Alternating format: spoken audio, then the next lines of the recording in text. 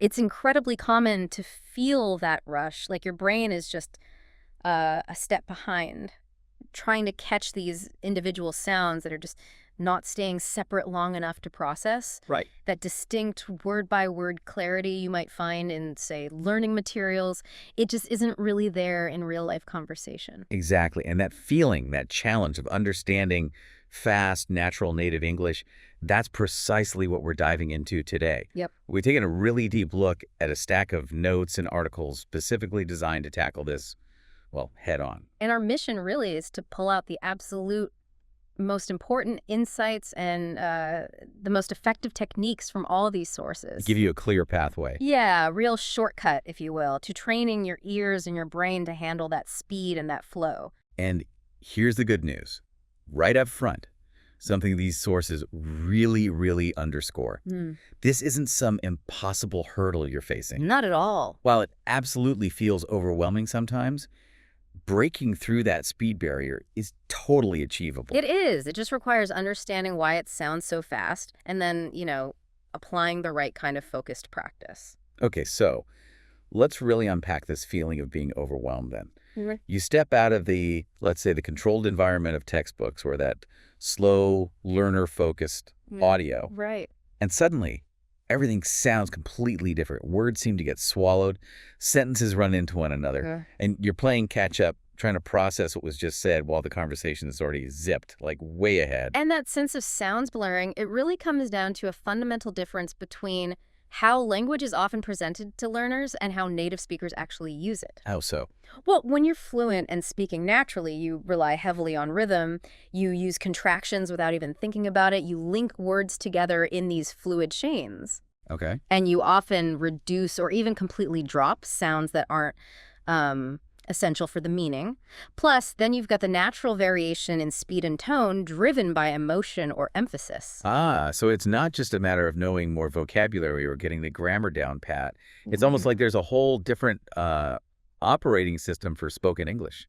That's a great way to put it, actually. It requires not just knowing the components, the words, and grammar, but being really attuned to this operating system, how it sounds, how it flows. Right. It demands exposure, conscious awareness of how the sounds are changing, and then, crucially, targeted practice to kind of rewire your ear and brain to process it this way. Okay, so why specifically does it sound so fast? I mean, it can't just be that native speakers are trying to rush things, right? No, not at all. It's simply the natural, efficient outcome of fluency. The key mechanism making things sound fast is really how words connect together. Connect. You mean like they don't leave little pauses between each word? Exactly. Think about how you might hear, "What are you doing?" said very slowly and carefully. Okay, what are you doing? Right. But in natural, fast English, that often becomes something much more like, "What you doing?" Or even just, "What you doing?" Oh, yeah. Or think about, "I am going to." You almost never hear it like that. It almost always reduces to, "I'm gonna," or "I'm going to." I hear that constantly. And when you're not used to it, Yeah. even though you know the phrase, what are you doing, and you hear what you're doing, your brain doesn't immediately make the connection, does it?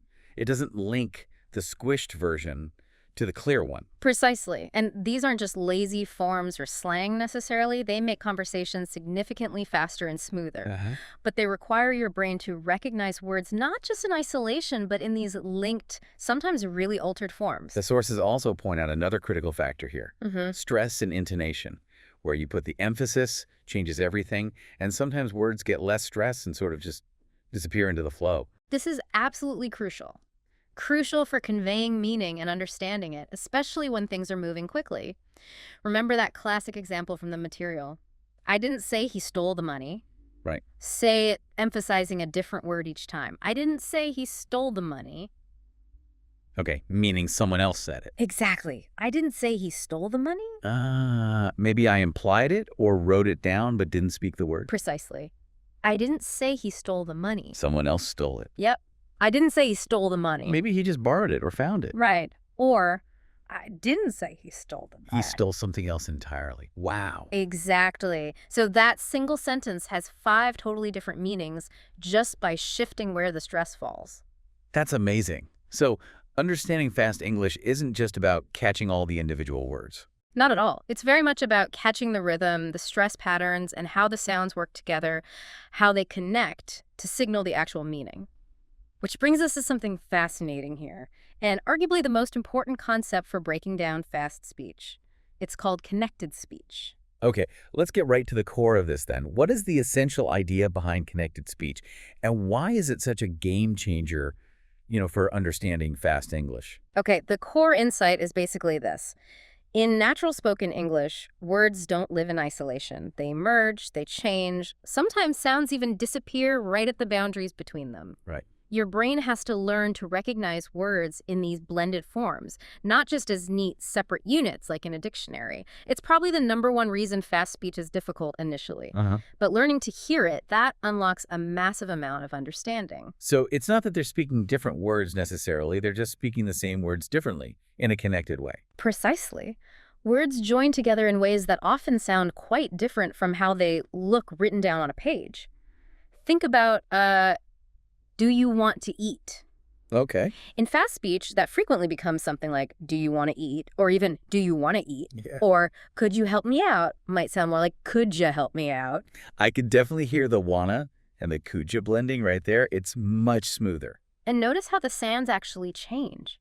Sometimes sounds blend together, like the D and Y and could you making a J sound. Right. Sometimes sounds are dropped entirely, like the T often disappears in want to. And occasionally, new little sounds even sneak in between words, just to smooth the transition, maybe like a little Y or W sound connecting vowels. The key takeaway here, the sources seem to say, is that this isn't bad English or just slang, although you hear it in informal speech a lot. It's just how fluent English actually sounds. That's it, exactly. It's completely normal. It's standard.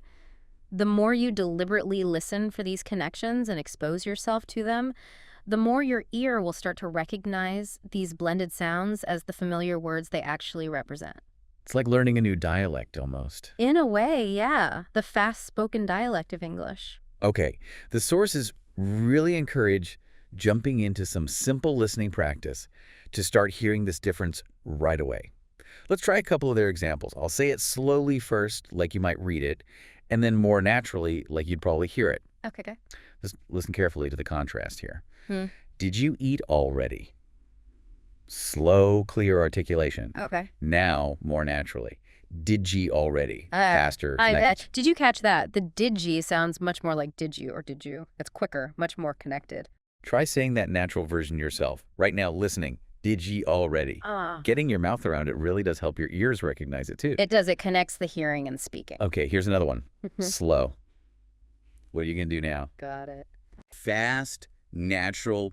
What you going to do now? Or maybe even what you going to do? Wow, that one's a huge change. What are you became really short, like whatcha. Right. And going to, of course, became gonna. That's a classic one. Try repeating that natural version. What you going to do now? These simple repetitions, they might feel small, but the sources really emphasize that this direct mimicking practice, the shadowing light, is powerful. It helps calibrate your ears and your mouth to these really common, natural patterns. And it's okay if you don't catch every single word perfectly at first when you listen right. Absolutely. Just starting to recognize the pattern that the sounds are changing, that did you often sounds like didja, that alone gives your brain a critical head start in processing fast speech. So once we understand why it's fast, what this connected speech thing is all about, what are the actual practical exercises and techniques the sources recommend for really training our ears and brains? Okay, well, one technique highlighted as particularly effective, especially because it integrates listening and speaking, is something called the evening shadowing exercise. Shadowing. Okay, what's the core power of shadowing, according to these materials? Why is it so good? Well, the sources frame it as possibly the absolute fastest way to train both your mouth and your brain to process English at native speed. It simultaneously improves listening and speaking. How does it do that? It forces real-time mimicry. You're not translating in your head, you're just echoing. This bypasses that slow translation step and builds muscle memory, essentially, for fluency and rapid processing. Okay, sold. Sounds powerful. How do you actually do it? Right. You take a short clip, could be from a movie, a TV show, a YouTube video, anywhere native speakers are talking naturally. Okay. First, just listen to it once without any subtitles. Try to just grasp the main idea, the gist of it. Get the gist. Got it. Exactly. Then listen again, but this time with English subtitles turned on so you can see the words being spoken. Okay. Now, here's the crucial step. Pause the audio after each sentence, or maybe even each phrase if the sentences are long, and then immediately repeat it out loud. Just say it back. Yes, but try your best to copy everything. The exact words, sure, but also the tone, the speed, the emotion, the rhythm, the ups and downs. This is shadowing. So you're basically trying to be an identical twin, sound-wise, of the speaker, an echo. Exactly. And the sources really can't stress enough how effective this is. They make the point that when you only read English, your eyes are doing all the work. Right. Shadowing forces your ears and your mouth to work together intensely. It trains your whole system for that real-time processing, giving your listening comprehension the kind of workout it needs to keep up with natural speech. That makes sense. Another simple but important technique mentioned is just consciously noticing common contractions and those informal reductions we talked about. Absolutely critical. We mentioned I am going to becoming I'm going to. Yep. Instead of hearing I do not know, you'll almost always hear I don't know. Always. Let me help you. Very frequently becomes something like let me help you. These feel like such small things when you see them written down, but they make a massive difference when you're trying to catch them spoken quickly, don't they? They really, really do. And the sources offer a reassuring point here. Don't beat yourself up if you can't catch all of them right away. Good to know. Even native speakers sometimes mishear things. The focus should be on progress, not instant perfection. Every time you do notice one of these reductions or contractions, like kinda for kind of, your brain is getting stronger, building that recognition. Okay. Now, for daily focused practice, there's a method they call the 1-minute rewind. Sounds intriguing. Yeah, this one is brilliant for doing deep, focused listening without feeling completely overwhelmed by, say, a whole movie or podcast episode. How does it work? You choose just a 1-minute video or audio clip with native speakers. Watch it or listen to it once through without any help, subtitles off, just to get the general idea. Okay, standard first pass, get the context. Right. Then rewind, watch or listen again, but this time pick one specific sentence to focus on. Just one. Ah, okay. Laser focus. Exactly. Play that single sentence, then rewind and play it again. Listen to just that one sentence as many times as you need to really feel like you're hearing every sound, every connection, every word within it. So you're really isolating the challenge, breaking it down. Precisely. You might listen to that one sentence 5 times, 10 times, maybe even 20 times if it's tricky. Once you feel like, okay, I think I've got it, pause it, and then try repeating just that sentence out loud yourself. So the principle here is slow, almost microscopic training for your ears, but on these really bite-sized pieces. Yes, exactly. 1 minute of audio seems tiny, but doing this focus, rewind, and repetition daily builds incredible listening muscles over time. It trains your ear for the fine details and your brain for quicker recognition of those details in the flow.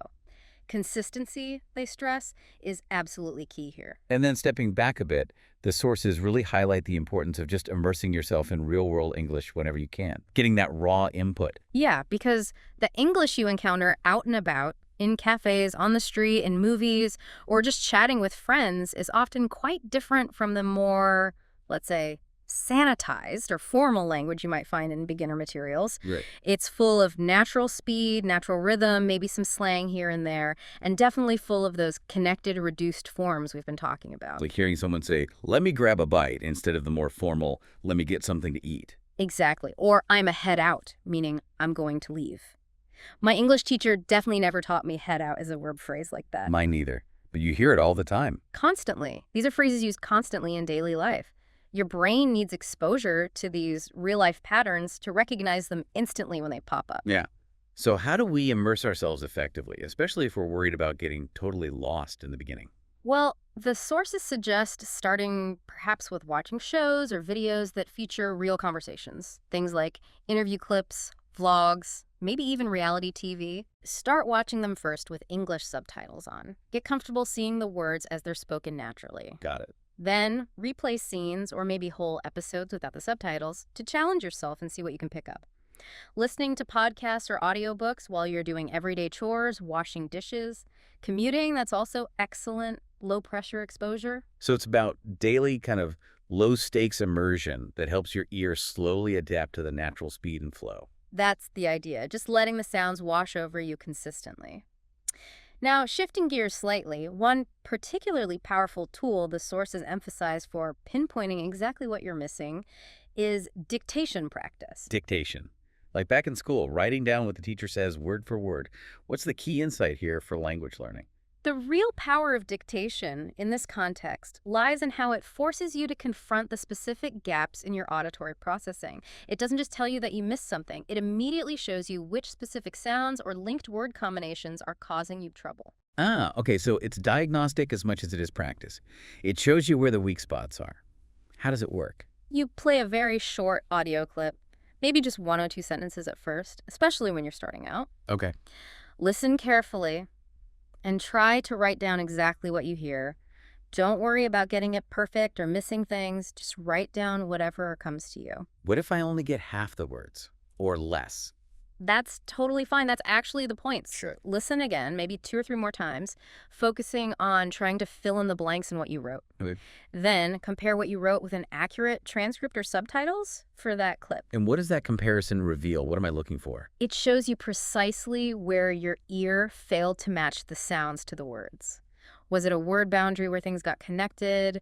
Was it a reduced sound like a T that disappeared? Was it a word you actually know but simply didn't recognize when it was spoken quickly? Ah, I see.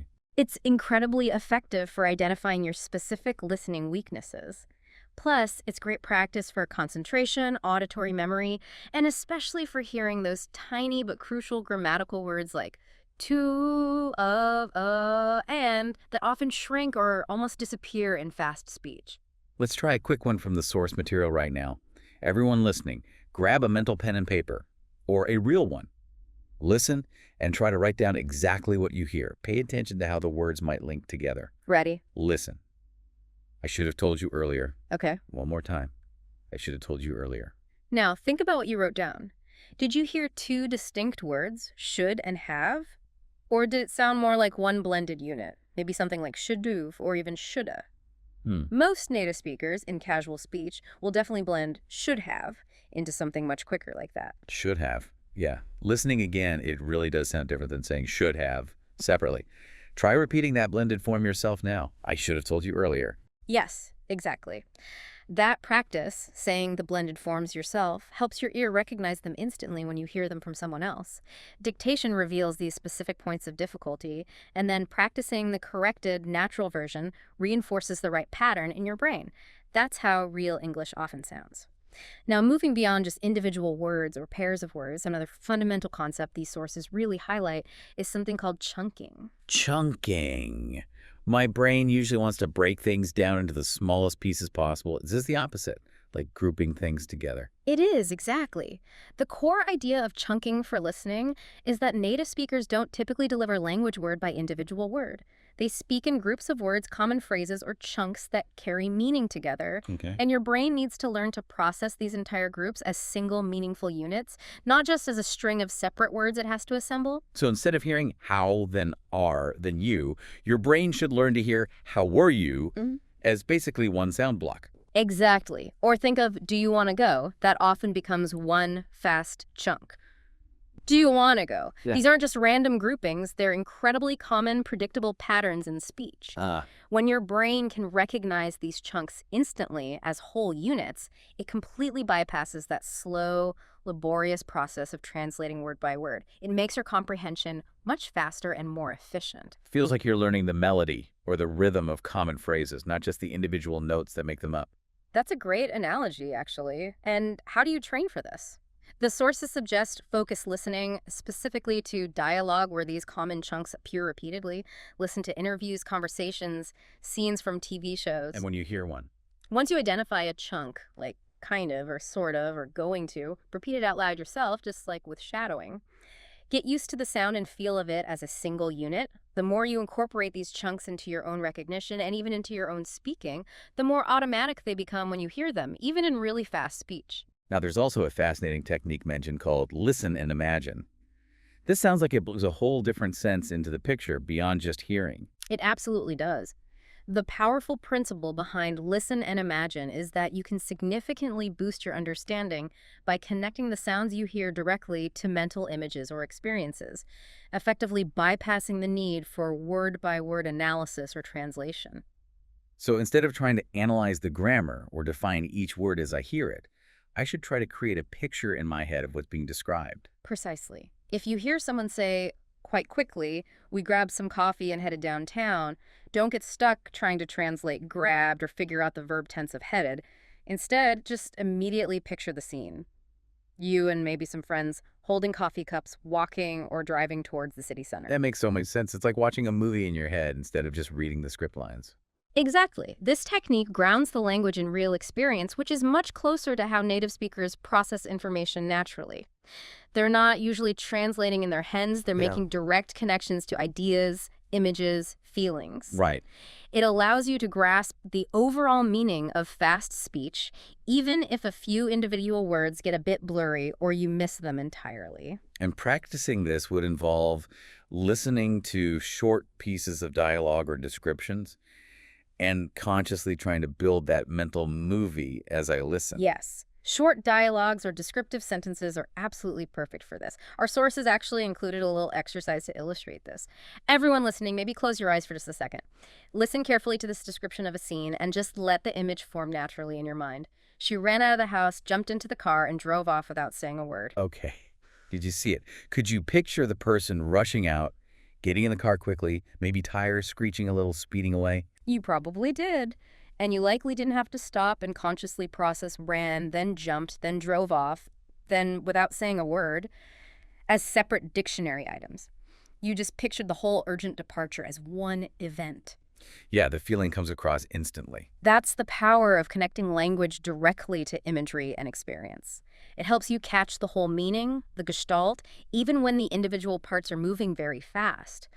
The sources suggest that even 5 minutes a day of this kind of deliberate visualization while listening can make a real difference. Now, at this point, having discussed all these techniques, it's really crucial to talk about something the sources really hammer home: mindset and patience.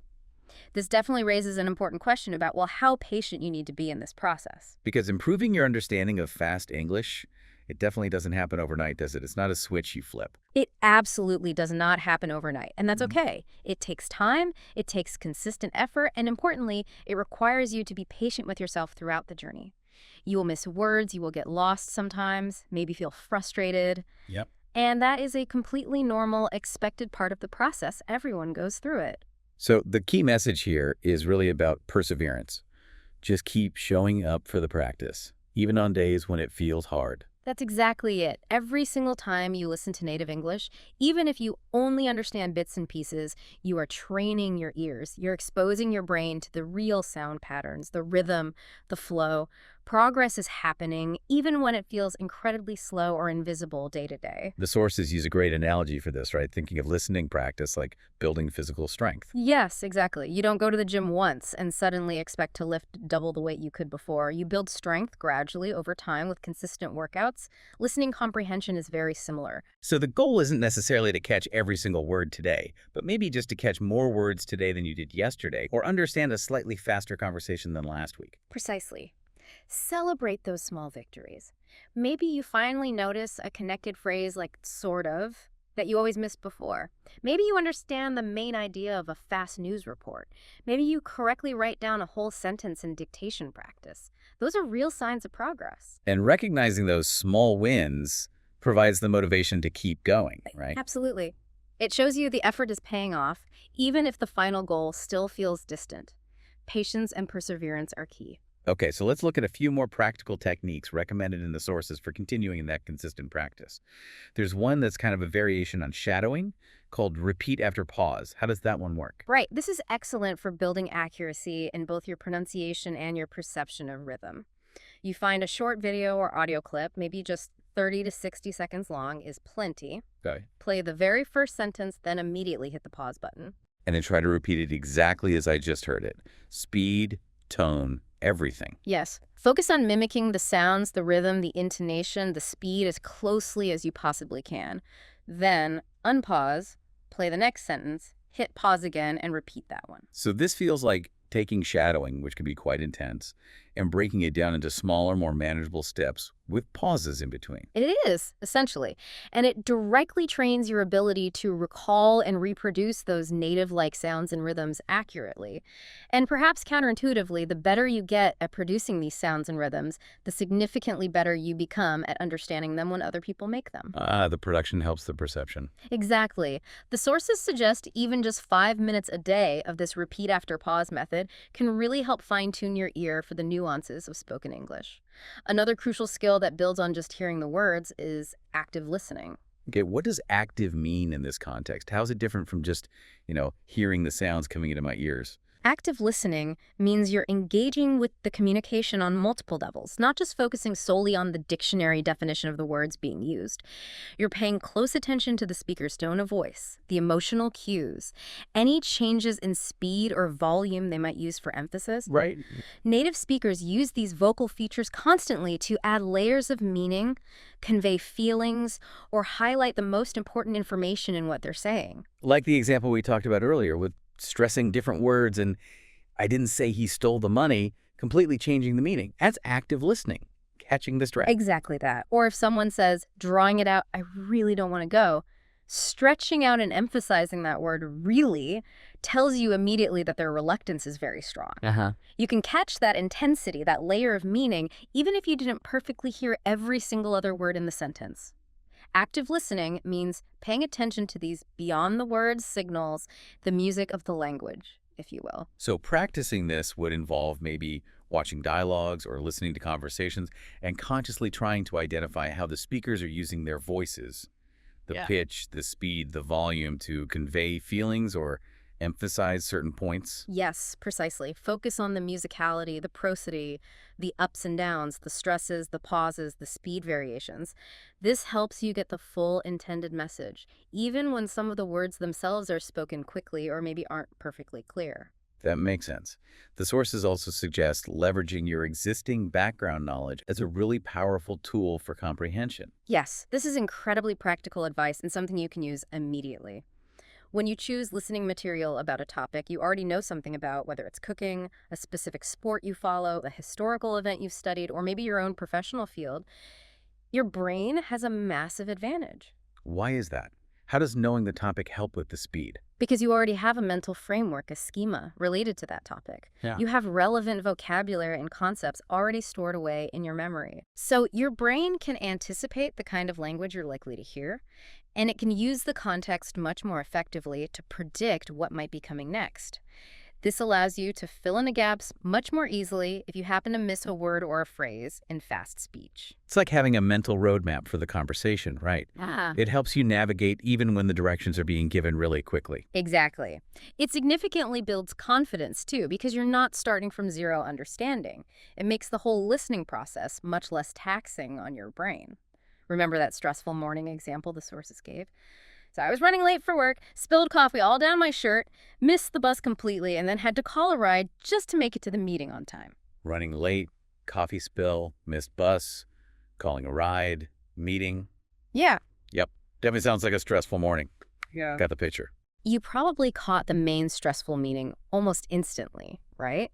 Because you have background knowledge about what running late feels like, what missing a bus means, the pressure of getting to a meeting. You didn't necessarily need to perfectly parse spilled coffee all down my shirt or had to call a ride to get the core message of stress and lateness. Right, the context filled it in. That's context-based understanding, powered by your background knowledge, working perfectly, and very strongly connected to understanding fast speech, maybe more strongly than people realize, is pronunciation practice. Okay, this comes up again. Why does practicing speaking, practicing pronunciation help so much with listening comprehension? What's the key link there? The fundamental insight, which the sources really emphasize, is that your ear understands sounds much more easily if your mouth is familiar with making them. When you actively practice saying the connected and reduced forms yourself, when you practice saying gonna instead of going to, wanna instead of want to, that blended should have, the quick did you, your brain builds a much stronger, more readily accessible recognition pattern for those sounds. So you can't easily hear sounds that you aren't prepared to make yourself or that feel alien to your own mouth. That's a good way to think about it. Your production ability primes your perception ability. So practicing saying, what do you want to eat more naturally, like what I want to eat, directly helps you recognize it instantly when a native speaker says it that way. And practicing did you see it as maybe did you see it helps you hear it that way too. Absolutely. And this isn't primarily about perfecting a native-like accent, although it can certainly help with that too. It's more fundamentally about training your brain to recognize the actual physical sounds of naturally spoken English in all their connected, reduced glory. It's one of the most direct routes, according to these sources, to improving your listening comprehension of real fast speech. And a specific technique mentioned for this pronunciation listening connection is the echo method. How does that differ from shadowing or repeat after a pause? Yes, the echo method. It's similar to shadowing, but perhaps even more immediate, more reflexive. The idea is you play a short sentence or phrase from a native speaker, and then immediately, like an echo, you try to repeat it back. As instantly as possible, matching not just the words, but really trying to capture the speed, the rhythm, the energy, the overall feel and pace of the original utterance. Like literally being their echo in the room. I can't believe you said that. Echo. I can't believe you said that. Precisely, just like that. This exercise helps your tongue, your mouth, and your brain get used to the physical feeling and the rapid timing of native speech patterns. The more comfortable and familiar you become with making these sounds at speed, the better you become at hearing and processing them quickly when others make them. It's a fantastic double win technique. Yeah. Helps speaking and listening. Now, we absolutely have to address a challenge that layers right on top of all of this difficulty with speed and connected speech, the issue of unfamiliar accents. Oh, yeah. Because native English speakers definitely do not all sound the same. Not even close sometimes. Absolutely not. The difference between, say, a standard American accent and a standard British accent or an Australian one is significant enough. But then, within those broad categories, regional accents can vary wildly. Think about a thick Boston accent versus a Southern California drawl, or someone from London versus someone from Glasgow in Scotland. Right. Your ear might get really well trained for connected speech in one accent, but then it can still struggle when confronted with a different set of sound changes or a different rhythm in a new accent. So how on earth do you prepare your ear for this incredible global diversity of English sounds? Well, the solution, according to the sources, is pretty straightforward, although it takes time. Deliberate, varied exposure. You have to actively seek out listening material that features a wide range of different accents. So don't just stick to one type of speaker. Exactly. Watch videos, listen to podcasts, find interviews, listen to songs, even just short clips you find online, featuring speakers from various English-speaking regions, the UK, Ireland, Australia, New Zealand, South Africa, Canada, different parts of the US, everywhere. And the benefit isn't just about learning to understand that one specific new accent, right? It's broader than that. Exactly. The main benefit is that it trains your brain to become much more flexible and adaptable. It helps your brain recognize that there isn't just one single correct set of sounds or connection patterns for English words. The more varied your exposure, the better your overall ability becomes to decode English spoken by anyone, regardless of their specific origin or accent. Your brain learns the underlying patterns beneath the surface variations. Our sources included a little example of an informal American accent, pointing out some common features. Let's listen carefully to this one. Hey, man, I'm heading out soon. You coming or nah? Okay. Did you notice the dropped G sound at the end of headin' and comin'? That's super common in informal American English. Yeah, heading coming. And the very casual or nah at the end, which just means or not. Also very common in relaxed, fast conversation. Try repeating that phrase a few times yourself, everyone listening. Try to get that rhythm and those specific sounds. Hey, man, I'm heading out soon. You coming or no? Practice like this, consciously mimicking different accents, even in small doses like that, makes your ear much more robust and adaptable to whatever English you encounter in the real world. The sources also offer some great practical tips for using widely available media, things like movies, TV shows, and even music for listening practice. Yes, these are fantastic, easily accessible, authentic resources.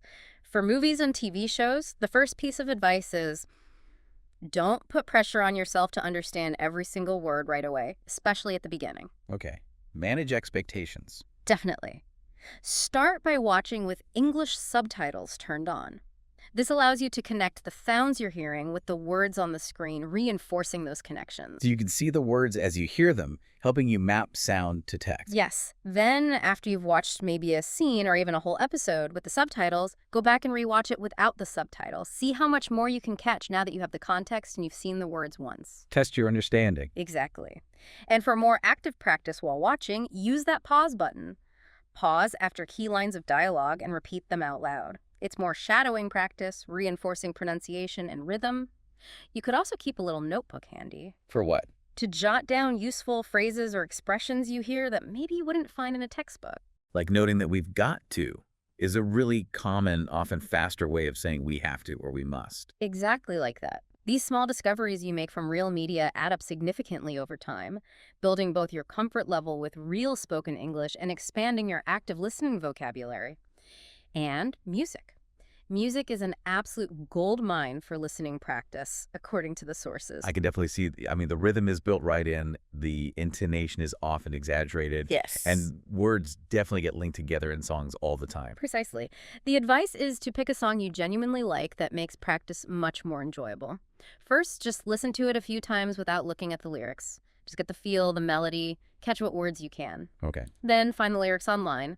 Listen again while reading along with the words. See how they match up with the sounds. And finally, the fun part.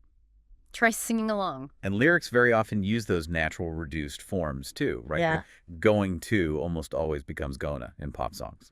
Oh, constantly. Songs are a fantastic, engaging way to hear and internalize these common everyday speak patterns. And because music often connects with us emotionally, the language tends to stick in your memory more easily than just reading a list of words. That's a great point. Okay, let's try to bring some of these ideas together with one more practice paragraph from the sources. This is a description of a common, real-life situation. Everyone listening, try to follow the meaning, paying attention to the flow and any connections or reductions you hear. Ready. Listen. We were supposed to meet at 7, but I got stuck in traffic and then couldn't find parking, so I ended up getting there almost an hour late. Okay, that was a very typical natural way someone might quickly explain why they were late. Lots of information packed in there. Now let's try repeating it together. If it feels too long, break it down into smaller chunks mentally or out loud. Let's try. We were supposed to meet at 7, pause slightly, but I got stuck in traffic. Pause slightly. And then couldn't find parking. Pause slightly. So I ended up getting there almost an hour late. The more you repeat full, natural phrases and sentences like that, the more normal and manageable that speed and flow becomes to both your ear and your mouth. If the whole sentence is too much at first, absolutely break it down into smaller, meaningful chunks like we just demonstrated. Repeat each chunk until it feels comfortable. Ultimately, stepping back and looking at the big picture, the sources consistently emphasize that improving your listening comprehension isn't just about listening more hours. It's really about listening better, more intentionally. Right. Being intentional and strategic with the practice you do. Yes. Don't just put English audio on in the background while you're doing other things and hope for the best through osmosis, although even passive listening helps a little bit. But for real progress, you need to actively engage with the sounds using some of these techniques we've discussed. And choosing the right material is important too. It's very important. Choose content that's maybe slightly challenging for you. You want to push yourself a bit, but not so incredibly difficult that you get completely lost and discouraged right away. Find that sweet spot and set small, achievable goals for yourself. Like what kind of goals? Maybe commit to doing one dictation exercise 3 times a week, or shadowing a 2-minute video clip every evening, or listening actively to one short podcast segment using the rewind method daily. Small, specific, achievable goals. And the most crucial ingredient, the one that ties it all together, consistency. Absolutely. That came up again and again in the sources. Think of it like filling a large bucket with water, drop by drop. Big, infrequent pours of effort are much less effective in the long run than maintaining a steady, consistent drip.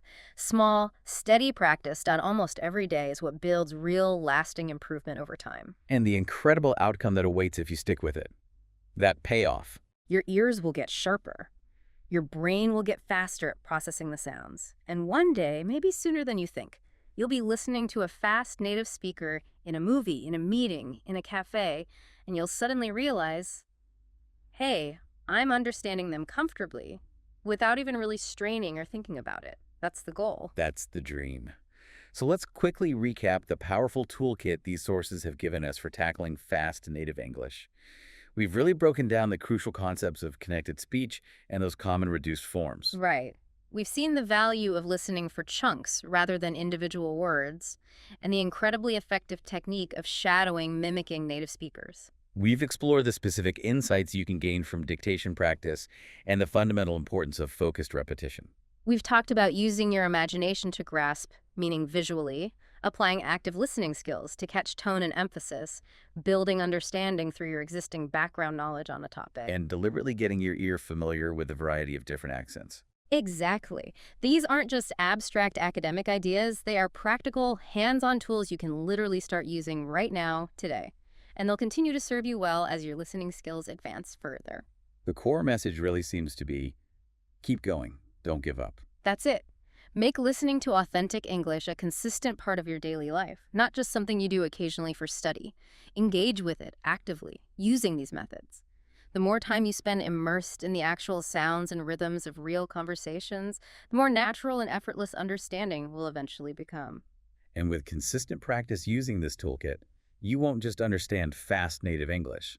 The sources suggest you'll actually start to really enjoy the flow and the energy of it, appreciate the nuances. So here's your call to action, drawn directly from these sources. Take one small step today. Right after this, maybe grab your phone, find a short clip, and try repeating some of those practice phrases we used, focusing on the chunks. Or find a 1-minute video and try the rewind technique on just one sentence. Or just commit to listening to something, anything, in authentic English for just 5 or 10 minutes daily this week, but do it actively, maybe focusing on just one thing, like connected speech or intonation. Push yourself just a little bit outside your comfort zone. With time and with that intentionality, your ears will catch up, your brain will speed up its processing, and your confidence in understanding fast English speakers will absolutely soar. Definitely something to look forward to. And perhaps a final thought to leave you with, something to mull over. Considering how much rich meaning is conveyed beyond just the dictionary definition of individual words through the rhythm, the stress, the way sounds connect, the emotional tone, what subtle cues might you currently be overlooking, not just in English, but maybe in other forms of communication, perhaps even in your own native language? And how could training your ear for the deep structure and flow of language potentially open up entirely new layers of understanding about the world and the people around you?